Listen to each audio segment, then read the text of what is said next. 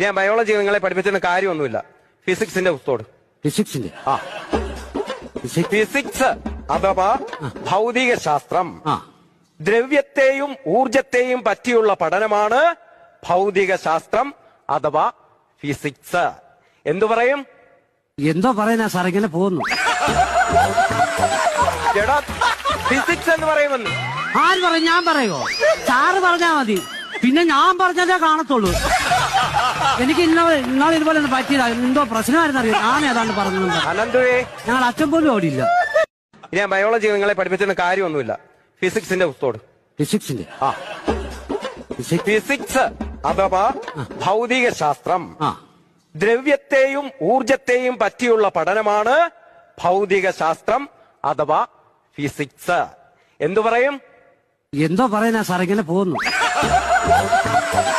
എടാ ഫിസിക്സ് എന്ന് പറയുമെന്ന് ആര് പറയും? ഞാൻ പറയുമോ? സാറ് പറഞ്ഞാ മതി, പിന്നെ ഞാൻ പറഞ്ഞതേ കാണത്തുള്ളൂ. എനിക്ക് ഇന്നാൾ ഇതുപോലെ ഒന്ന് പറ്റിയതാ. എന്തോ പ്രശ്നമായിരുന്നു അറിയാം. ഞാൻ ഏതാണ്ട് പറഞ്ഞു. അനന്തുവേ, ഞങ്ങൾ അച്ഛൻ പോലും ഓടിയില്ല.